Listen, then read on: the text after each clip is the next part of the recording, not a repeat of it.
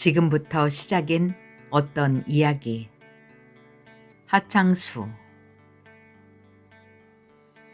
사랑은 욕망인가? 만족인가? 사랑은 충족인가? 사랑은 종속인가? 우리 무엇에도 동의하거나 반대하지 맙시다. 우리는 이미 그것, 우리가 동의하거나 반대함으로써 언제나 사물이나 사건에 접근하는 방법을 거쳐왔습니다. 우리의 사전으로부터, 우리의 뇌로부터 동의한다거나 동의하지 않는다거나 하는 것으로부터 함께 벗어나서 그것들을 세상 속에서만이 아니라 우리들 자신 속에서도 그것들을 있는 그대로의 모습으로 똑바로 볼 수 있을까요? 이는 대단히 정직성의 집요함을 필요로 합니다. 이제 다시 물어봅시다. 사랑은 욕망인가요? 크리슈 나무르티. 그는 벌써 몇 달째 소설을 쓰지 않았다. 그의 작업실 한쪽 구석에 놓인 타자기에는 먼지가 뽀얗게 쌓여 있다. 어떤 때는 그는 잠도 자지 않고 과일만 몇 개씩 씹을 뿐 밥도 제대로 챙겨 먹지 않은 채 하루 종일 비디오만 보기도 했다. 그러고 있으면 제임스 우드가 나오는 비디오 드럼이란 영화에서처럼 그는 자신의 머리가 자꾸만 화면 속으로 기어 들어가는 착각에 빠지곤 했다. 줄곧 피워댄 담배 탓으로 목구멍은 쓰고 메웠다. 그는 지난밤 이스트반 자보가 만든 괴이한 사랑 영화 파랑새를 보면서 몇 번이나 울었다. 메피스토와는 사뭇 다른 그 사랑 영화는 여러모로 그를 우울하게 했던 탓이다. 그런가 하면 맥가이버라는 TV 영화의 주인공으로 유명해져 버린 배우가 실명한 월남전 상위용사로 출연한 평범한 영웅들을 보고서는 가슴이 아팠다. 또 인간의 믿을 수 없는 잔악함을 다룬 다큐멘터리 비인간성들을 보면서 그는 3번 구역질을 했었다. 네 습벽은 자폐가 아니라 이기야. 지독한 합리주의는 독종들을 키워낼 뿐이지. 자신의 가슴에다 폭탄을 장치하는 더러운 새끼들. 작업은 전혀 하지 않은 채 주체할 수 없을 정도로 영화에 빠져들어 있는 그를 보다 못해 그의 절친한 친구 K가 한 말은 그의 게으름과 무능에 대한 통박과는 달랐다. 그것은 갑갑하게 커튼을 들이운 채 담배 연기와 한숨과 퀭한 눈동자를 굴리는 마약 환자와도 같은 그에 대한 안타까운 욕설이었다. 결혼 같은 걸 하고 싶어. 그는 언젠가 K를 향해 진심으로 말했던 적이 있었다. 그때 K는 그를 경멸하듯 짓씹었다. 결혼? 개새끼. 네가 감히 결혼 같은 걸 들먹여? 그 뒤로 K는 그를 찾아오지 않았다. 가끔씩 그의 예금 통장에다 찌르듯 돈을 넣어주곤 했을 뿐이었다. 행복하여라. 증오 없이 어떻게 이 생을 지탱하랴. 그는 은행을 갈 때마다 그의 친구가 보내온 짤막한 엽신의 한 구절을 그렇게 중얼거리곤 했다. 그는 이제 전화를 걸지도 받지도 않는다. 혼자 벨소리를 울리다 지쳐버린 전화기를 바라보며 그는 자신의 몸에서 하나씩 기억이 사라져 가는 것을 느낄 수 있었다. 기억을 지탱하는 저 물리적인 힘들. 그에게 아침과 저녁을, 그것이 하루라는 사실을, 다른 모든 하루의 움직임을 가리키는 허비와 소모라는 사실을 일깨워 주는 것은 아파트 현관에 떨어지는 신문뿐이었다. 그는 하루에 2번씩 좌변기에 앉아 자신이 받아보는 5개의 일간 신문들을 차근차근 읽곤 했다. 아침과 저녁으로 제각기 밀어닥치는 삶과 죽음이, 연민과 범죄와 패덕이, 저마다의 불운과 행복들이, 시간과 휴지가, 고달픔과 열망과 괴로움이, 두려움이 거기에 있음을 알아낸다. 그곳에서 그는 사람들이 조금씩 알게 모르게 언론의 노예가 되어가고 있음을 보기도 한다.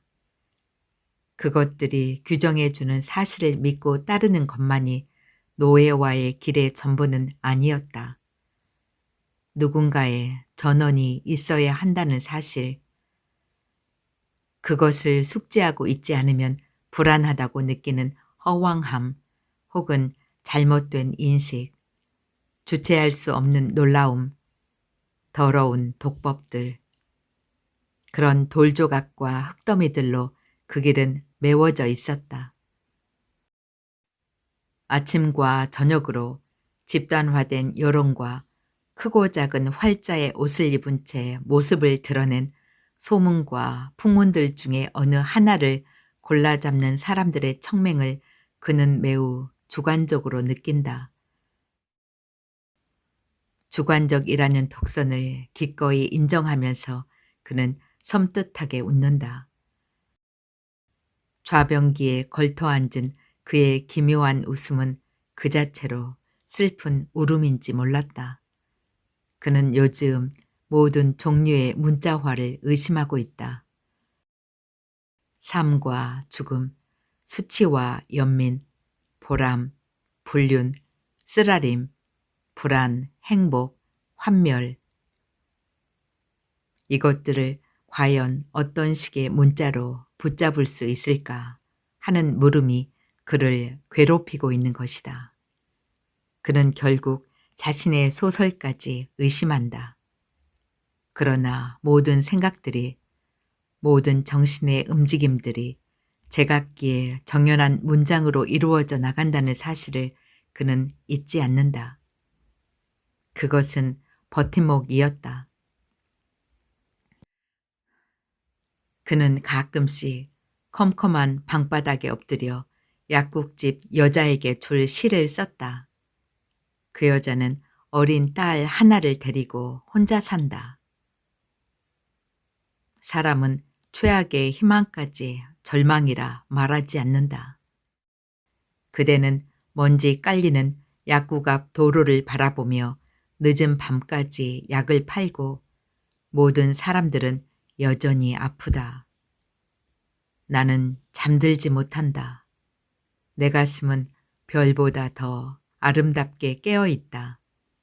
그대는 나에게 침묵 같은 수면제를 건네주지만 사랑하는 사람이 없는 나는 죽는 날까지 잠들지 않을 것이다.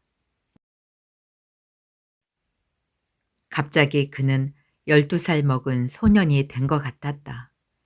12살 소년의 성욕은 어떤 것일까 하고 그는 몹시 궁금해졌다. 그러자 갑자기 전에 없는 무서운 발기가 일어나 그를 마구 울게 만들었다. 그는 가스레인지 곁에 붙어있는 달력 속의 여자를 보며 눈이 퉁퉁 붓도록 울었다. 젖은 입술을 미끈거리는 달력의 사진 속으로 밀어 넣으며 계속 울었다. 그의 울음은 비틀거리는 발자국처럼 위태롭게 이어져 갔다. 12살 소년의 비애가 어떤 것인지 그는 물을 필요가 없었다. 하늘은 여름에 곳곳에다 비를 뿌렸다. 비는 조용함보다 더 낮게 내렸다. 아파트는 빗소리를 남기지 않았다. 그것은 소리의 차단이라기보다는 소리의 스밈에 가까웠다. 그것들은 스며들다가 두꺼운 벽 속으로 잦아들고 사라져갔다. 다만 물바지통 속으로 떨어지는 물소리만 교묘하게 들려왔다.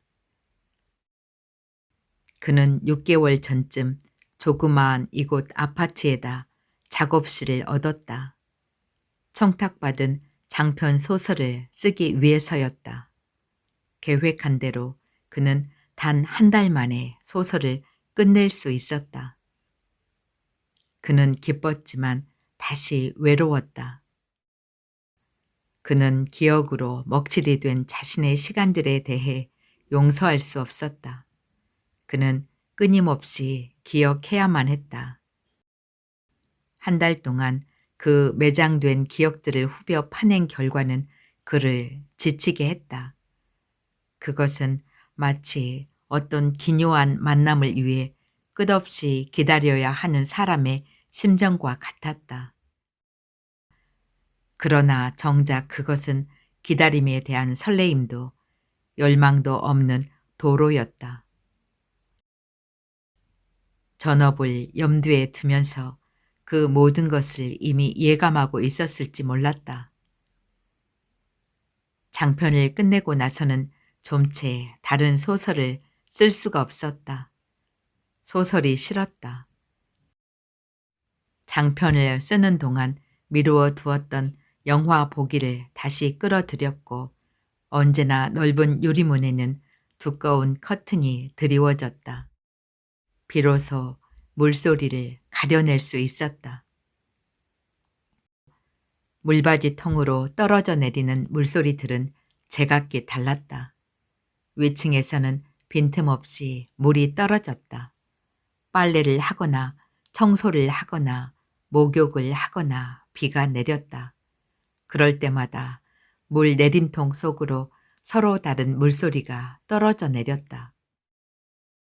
비가 내릴 적에는 그 소리들은 다른 것들보다 매우 낮았다.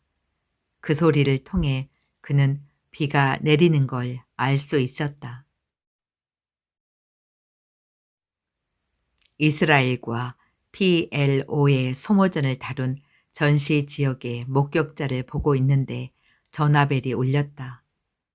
반전은 이미 구태의연한 주제가 되어버렸다고 그는 몇 번이나 중얼거리고 있었다.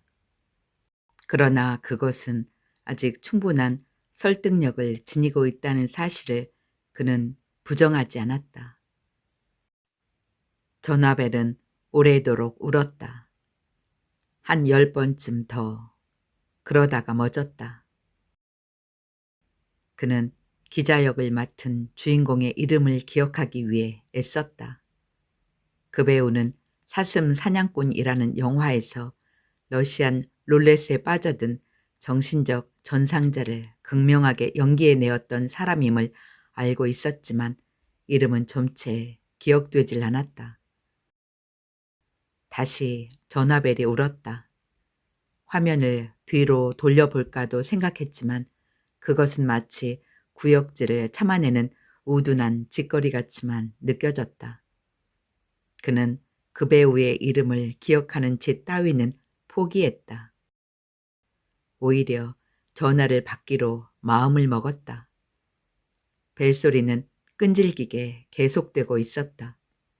그는 힘없는 손길로 송수화기를 집어들었다. 네, 그렇습니다. 접니다. 전화를 걸어온 것은 여자였다. 그는 담배를 집었다. 필터에 피가 묻어 있었다. 담뱃갑 위로 몇 방울의 코피가 떨어졌다. 그는 송수화기를 든 채로 누웠다. 그녀는 그가 한때 긴밀한 관계를 유지했던 여자였다.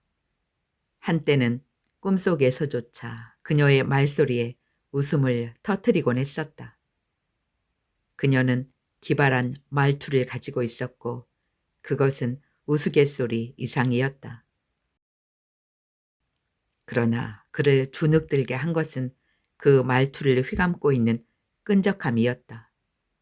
그가 그 사실을 느끼기 시작했을 때 그것은 한여름날 땀 흐르는 살갗으로 날아와 흙반을 들이댄 똥파리의 그것이었다. 사람의 순수 욕망은 하늘의 별자리마저 왜곡하게 만들지. 그러나 빈 머리를 가진 자의 가벼운 입은 그 자체로 사막이야. 황폐한 모래먼지와 질척거리는 뜨거움 뿐이지. 그것이 전부였다. 결국 그는 그녀를 떠났다. 아니, 떠났다기보다는 아무 일 없는 시간으로의 회귀였다. 그는 아무것도 사랑하지 않았다. 아니, 그 누구도 사랑하지 않았다.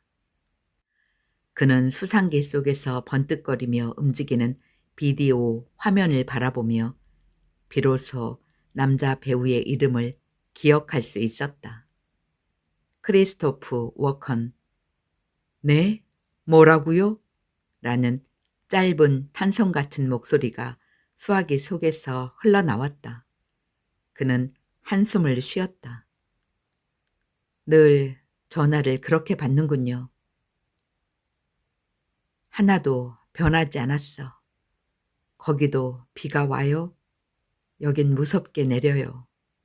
음반 가게를 냈는데 통 손님이 없어요. 이런 날엔 첼로가 좋아. 여전히 첼로를 즐기나요? 피에르 프루니에? 맞죠? 그의 첼로는 시내의 콧노래처럼 부드러워 라고 말했던 걸 기억해요. 전화 끊겠어. 아직 절 미워하세요? 그랬군요. 하지만 그건 내 책임이 아니야. 그는 송수화기를 슬그머니 내렸다. 나는 아무도 미워하지 않아. 그는 죽음 같은 목소리로 중얼거렸다. 말소리들이 그의 살갗 위로 땀처럼 흘러내렸다. 그의 살갗에는 이내 소름이 돋았다. 물바지 통으로 물 떨어지는 소리가 들리지 않았다. 먼지 속으로 무지개가 날아와 멈추어 있을 거라고 그는 중얼거렸다. 그는 전화기를 방바닥에다 집어 던졌다.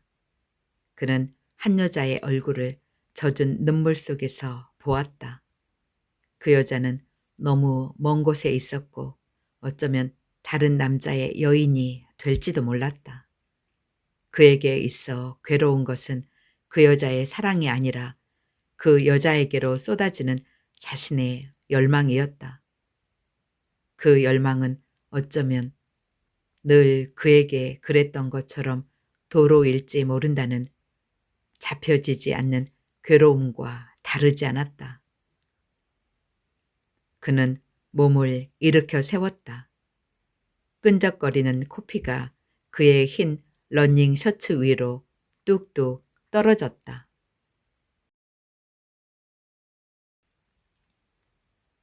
그는 벌써 며칠째 잠을 자지 못했다. 기타줄이 끊어지도록 노래를 불렀지만 그는 아무것도 건져내지 못했다. 함부로 자라난 아이들은 길을 떠나는 법이에요. 한 번 다친 영혼은 다시 아물지 못하고 사람들은 저마다의 손금에 목을 맨 채 죽어가겠지만 그는 약국집 여자에게 보여줄 새로운 시를 썼다. 시를 쓰는 것은 그의 일이랄 수 없었다. 그것은 모독에 가까웠고 버리기조차 자격 없는 빈둥거림일 수 있었다. 시는 그에게서 괴로운 수면을 이기기 위해 부질없이 외워보는 숫자와 같았다. 더러운 남자가 되는 것은 아주 쉬운 일이야. 연애 소설을 쓴다는 것은 그에게 있어 거의 불가능한 일처럼 느껴졌다. 아무 소리도 들리지 않았다. 그 속에서 그는 그의 열망들이 모든 낮은 소리들을 기억해내는 것을 보았다. 요즘에 와서 혹은 이제야 비로소 그는 낮고 가볍다는 것의 진위를 조금쯤 알 수 있게 되었다. 그것은 끝없이 계속 이어 붙여진 거울 속으로 비추어지는 자신의 모습을 보는 것과 같았다. 그것은 환상인지도 몰랐다.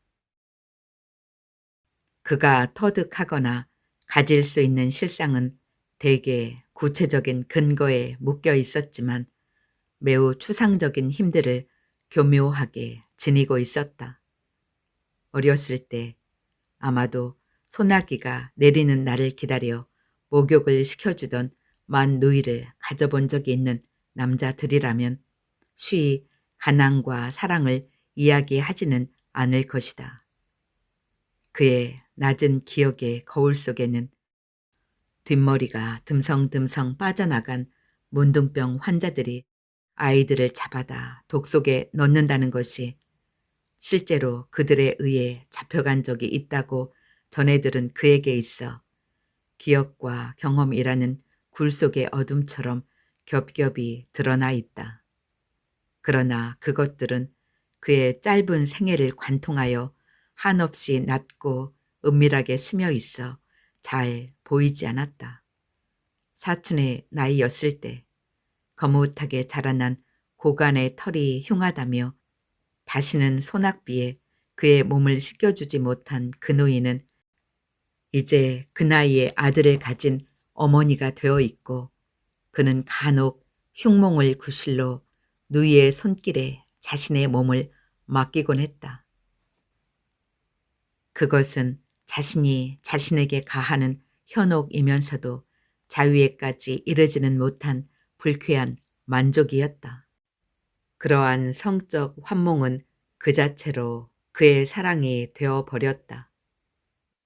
그래서인지 그는 모든 여자를 사랑할 수 있으리라고 기대하지도 않았고 시작부터 사랑을 포기한 것인지도 몰랐다. 당신의 가슴은 너무 높은 곳에 있어요.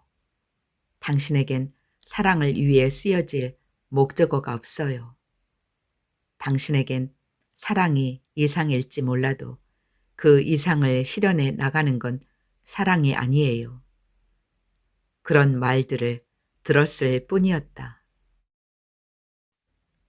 그러나 애초부터 희망을 가진 건 높은 가슴이거나 목적어이거나 이상으로서의 사랑이 아니었으므로 그가 실망할 수 있는 말은 아니었다.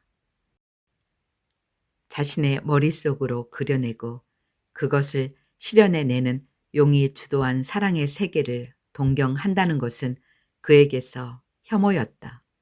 그러나 정작 그 자신이 그러하리라는 사실을 부인하지도 않았다. 딜레마였다. 교묘한 추상적 힘들은 그를 배태하는 기억의 문둥병이었다. 결핵 환자들이 거리의 곳곳에다 기침을 뱉어내던 그리고 문둥이들의 소문의 검은 독과 소낙비와 그를 사랑해 줄 수 있는 유일한 여자였던 누이와 말없는 사춘의 나날들은 14살 때 그가 익힌 자위만큼 무기력한 낙인이 되어 있었다. 그것은 더욱 두꺼워진 몇 겹의 어둠으로 들이닥치고 어둠은 빛보다 날카로웠다. 지금 약국의 유리문으로 나리는 한 여자에 대한 연민과 그를 목 좁은 열망의 항아리로 빠져들게 하는 다른 한 여자에 대한 치열함이 동시에 그를 베었다. 그는 상처를 빨며 힘을 가하고 있을 뿐이었다. 눈이 부셨다. 유리가 거기에 있었다. 모든 것은 쓸쓸하게 반사되었고 때로는 지저분하게 흩어졌다. 약국 앞을 서성거리는 그의 발자국은 잘못 디뎌진 발걸음이 아니었다.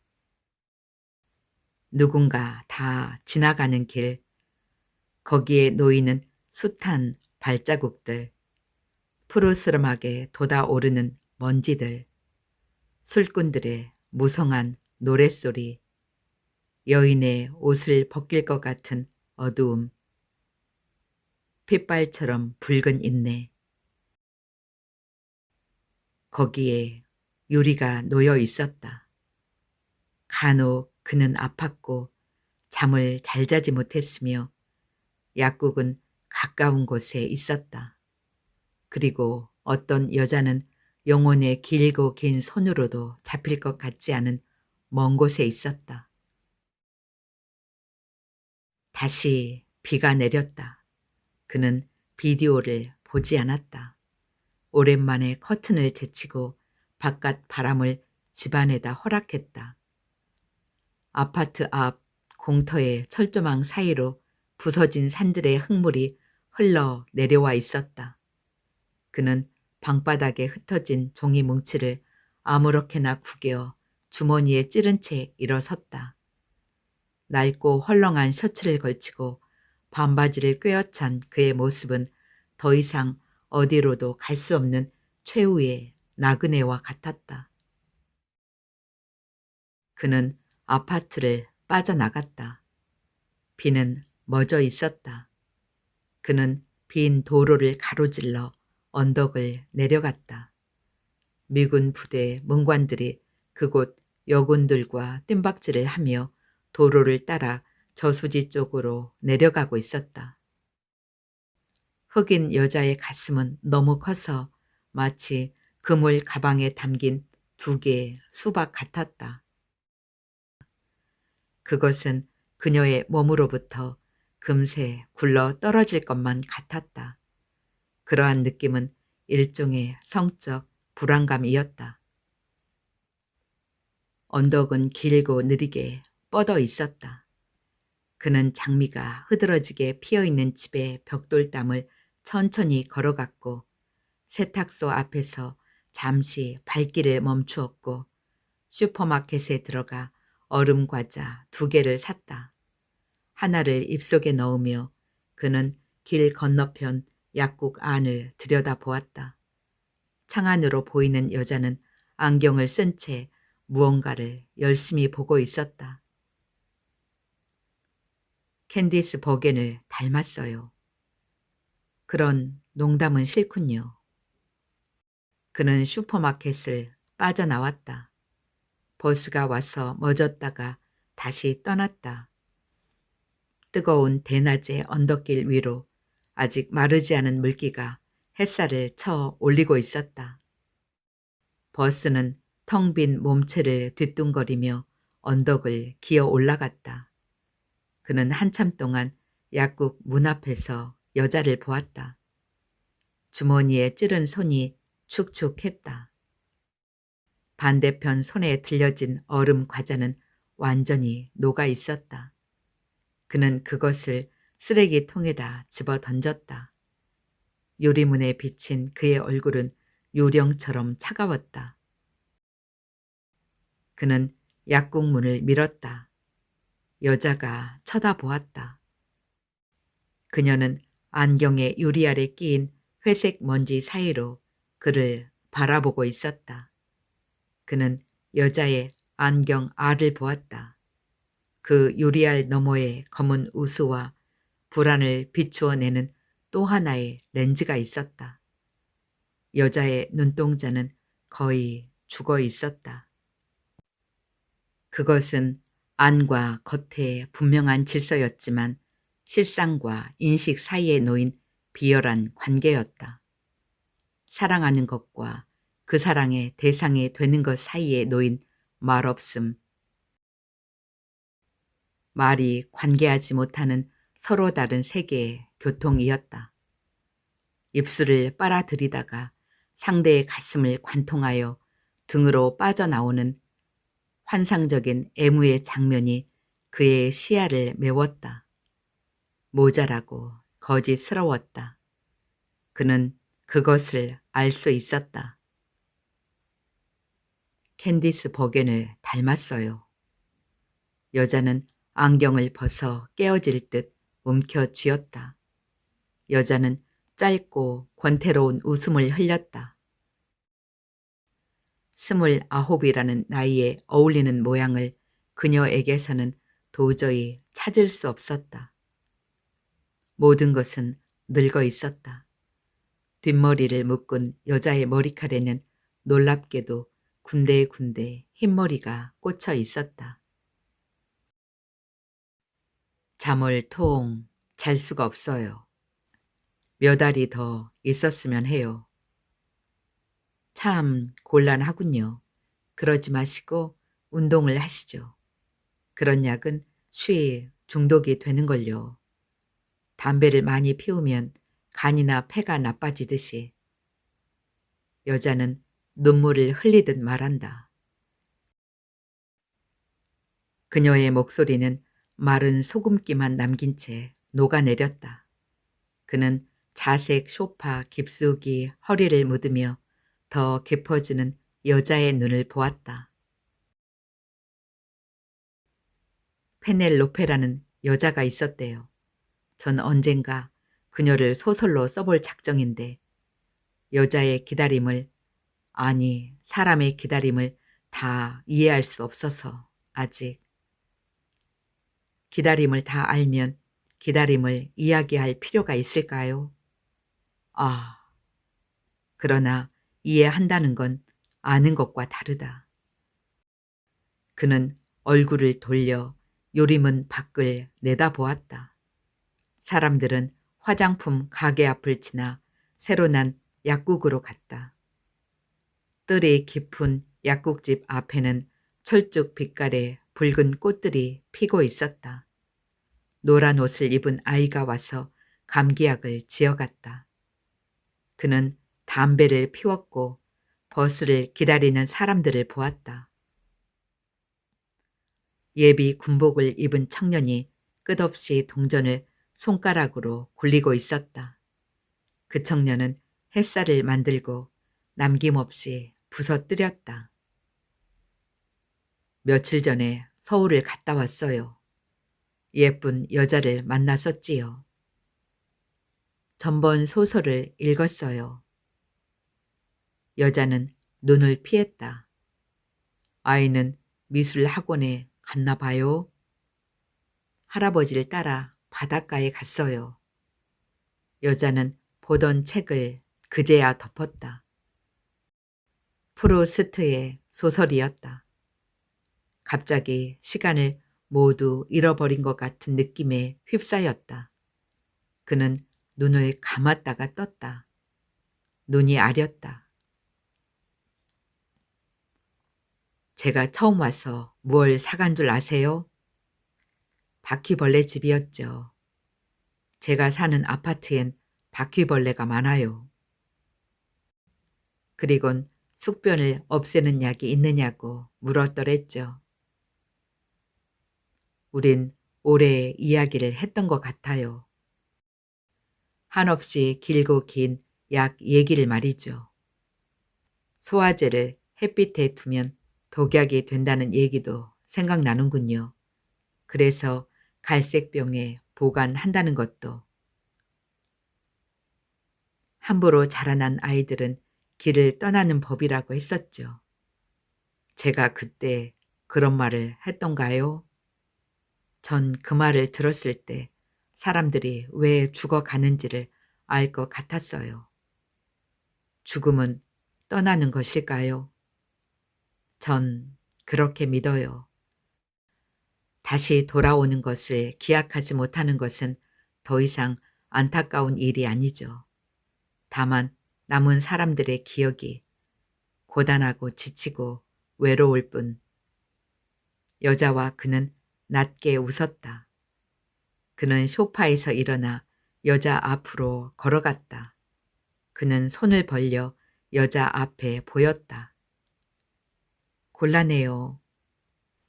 2알이면 충분해요. 이제 끊도록 노력해보죠. 지금부터예요. 지금이 시작이죠. 끊는다는 건 후회하는 일보다 쉬워요. 그는 땀이 배인 손바닥을 내려다 보았다. 손금들이 희미했다. 여자는 안경을 벗어들며 그에게 눈살을 찡그렸다. 그는 여자가 들고 있는 작은 공책을 내려다 보았다. 거기에는 숱한 잠 못 이루는 사람의 이름과 주소가 기록되어 있을 것이라고 그는 생각했다. 잠을 제대로 잘 수가 없어요. 고통스러워요. 함부로 고통스럽다고 이야기하는 분이 아니라고 알고 있어요. 여자는 웃음 같지 않은 웃음을 웃었다. 그는 입술만 약간 비틀어서 마주 웃었다. 그는 자신이 얼마만큼은 버려지고 있다는 것을 느꼈다. 그는 주머니에서 구겨진 종이를 꺼내어 여자에게 내밀었다. 약을 준다면 이걸 보여주리라고 생각했었는데, 하지만 이걸 버릴 수는 없죠. 그는 여자가 탁자에 놓인 종이를 집어드는 걸 보고서 돌아섰다. 회갈색 먼지를 덮어쓴 버스가 막 서고 있었다. 사람들은 무표정한 얼굴로 바쁜 일이라도 있는 양 버스에 올랐다. 아무 일 없는 자신은 발 놓인 자리를 가늠하지 못하는 바보가 된 것이라고 그는 생각해 버렸다. 여자의 목소리가 그의 등에 부딪혔다. 잠을 자세요. 그래야 꿈을 꿀 수 있죠. 그에게 일요일이라는 것은 그렇지 않은 날과 조금도 다르지 않았다. 다만 2주일에 한 번씩 약국이 문을 열지 않는다는 사실만 달랐다. 그는 노일을 방문하거나 근처의 저수지로 가 낚시꾼들을 구경했다. 저수지 위쪽에는 미군들이 쓰는 요류고가 있었다. 그곳에서는 언제나 모터 소리가 요란하게 들렸다. 그곳을 둘러싼 철책은 무슨 수용소를 연상케 했다. 저수지의 물은 더러웠다. 고기도 잘 잡히는 것 같지 않았다. 그러나 사람들은 무료를 참을 수 없는 듯 했다. 휴일이면 언제나 만날 수 있었던 사람들은 삶이 지켜내주는 번듯한 권태와 치욕들을 잘 참고 있는 것처럼 보였다. 그는 이내 돌아오곤 했다. 그는 낚시를 할 줄 몰랐다. 이제 물바지 같은 삶은 버리는 게 좋아. 그는 콜린 히긴스의 해럴드와 모드의 영화 대본을 읽었다. 그것은 그의 짧은 소설과 거의 다르지 않았다. 돌아설 거야. 날 보지 마. 그는 욕실 거울에다 대고 말했다. 초인종이 울렸다. 그는 급히 현관문을 열었다. 아무도 없었다. 우체함에 기대어 아이들이 아이스크림을 핥고 있었다. 아이들은 종종 그러다가 시들해지곤 했다. 그는 말없이 문을 닫았다. 손톱처럼 누군가 내 곁으로 들어오는 것 같아. 그는 가스레인지 위에 물을 올리고 결명자를 넣었다. 눈이 밝아졌으면 좋겠어. 아주 눈이 밝아졌으면 세에라 사드처럼. 그러면 더 괴로울 거야. 끝없이 얘기를 해야 할 테니까. 누군가 그렇게 말했다. 아무도 없었다. 물이 끓을 때까지 그는 우두커니 서 있었다. 전화벨이 울렸다. 그는 받지 않았다. 여러 번 울다가 그쳤다. 그는 아무 데도 없었다. 갑자기 사라져 버린다는 것은 있을 수 없는 일이었다. 사라짐의 전조는 결국 포기밖에 없었다. 그는 모든 것을 포기했다. 포기는 거짓 증언을 위해 입술에 침을 바르는 행위와 같았다.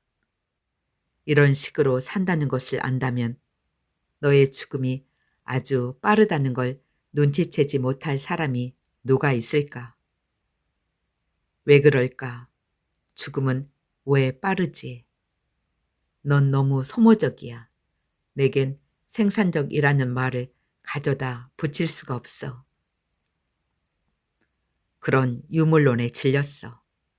바로 그거야. 봐, 너의 사고는 핍진하지도 못하잖아.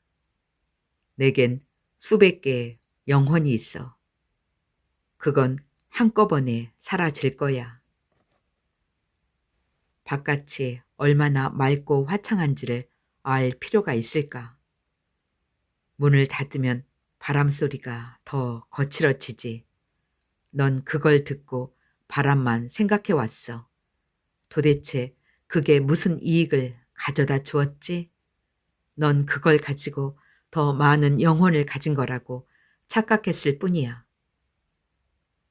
여긴 이렇게 깊어. 자, 여기다 한번 손을 넣어 보라고. 내 가슴 속으로다 말이야. 차라리 넌 겁내고 있어.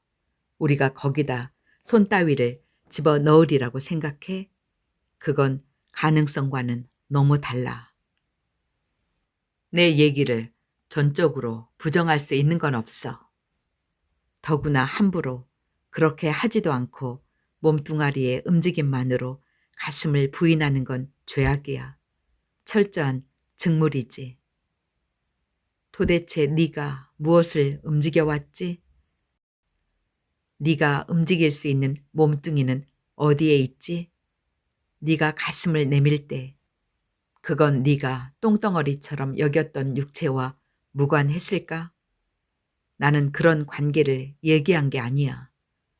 넌 자신까지 속이려 하고 있어. 그래도 괜찮아. 절대로.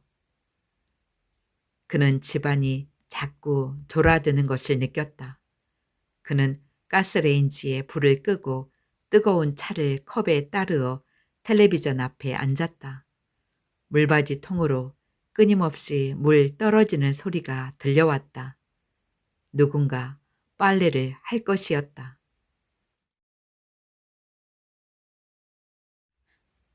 늘 생각해봐도 이상했다. 더러 우연이란 걸 말하기도 하지만 그들이 그렇게 만나고 그때를 이야기한다는 건 참으로 괴이 적었다. 그가 제대를 하고 복학을 했을 때였다. 참고 열람실에 틀어박혀 지내던 그때 햇빛이 잘 드는 창가 자리엔 늘 여학생이 하나 앉아 있었다. 햇살이 뜨거운 오후가 되면 그녀는 망사로 짠 책 넓은 모자를 쓰고서 책을 읽었다. 그는 그 모습을 멀리서 건너다 보며 그 길고 적막했던 시절을 참아내었다. 가끔씩 그는 인문관 강당에서 상영되던 외국 영화 시간에 그녀를 볼 수도 있었다. 어느 날 그는 그녀가 자리를 비운 사이에 그녀의 자리로 갔다. 그녀는 약학과 학생이었다. 그는 여자의 책갈피에 놓여있던 만년필을 슬쩍 집어 들고 나갔다. 그는 그녀를 사랑할 수 있으리라는 확신에 사로잡혀 있었다. 그는 그날 내내 여자를 쳐다보았다. 그녀가 책가방을 챙겨 도서관을 빠져나가는 것을 보고 그는 그녀를 따라갔다. 남자가 기다리고 있었다. 부연 10월의 먼지바람이 캠퍼스를 휘감으며 몰려오고 있었다. 간간히 그곳에서는 최루탄의 분진들이 묻어있는 바람이 불어왔다. 학생들은 얼굴에다 손수건이나 손바닥을 댄 채 바쁜 걸음을 옮겨놓고 있었다. 하늘은 맑고 높았다. 그는 그들을 천천히 따라갔다. 그들은 물리대와 사범대 건물 사이를 빠져나갔다. 그 뒤는 산이었고 하숙촌으로 가는 지름길이 거기에 있었다. 그는 줄곧 그녀의 책갈피에서 빼낸 만년필을 만지작거리며 멀찌감치 그들의 뒤를 따랐다. 숲길에는 아무도 없었다. 간혹 나뭇잎들을 쳐대며 새들이 날아갔다. 테니스장을 끼고 돌면 나타나는 도요에 이르기도 전에 그들은 서로의 입을 맞추었다. 그는 우두커니 서서 그들을 보았다. 그들은 오래도록 그렇게 있었다. 그는 천천히 걸어서 그들을 지나쳤다. 그 뒤 그는 그녀의 남자가 같은 약학과의 학생이라는 것을 알게 되었다. 왠지 그는 그녀를 잊지 못했다. 결국 돌려주지 못한 채 잃어버렸거나 혹은 누군가에게 줘버렸을지 모르는 그 만년필처럼 그녀는 남아 있었다. 사라진 곳에 남아 있다는 것은 오직 인식만으로 가능한 것이었다. 돌려주지 못한 것, 그것은 영원히 남아 있을 것이다. 그러나 그것은 의무감과는 달랐다. 그것을 강요라는 이름으로 되새기지 않기 위해 그는 무진 애를 써야 했다.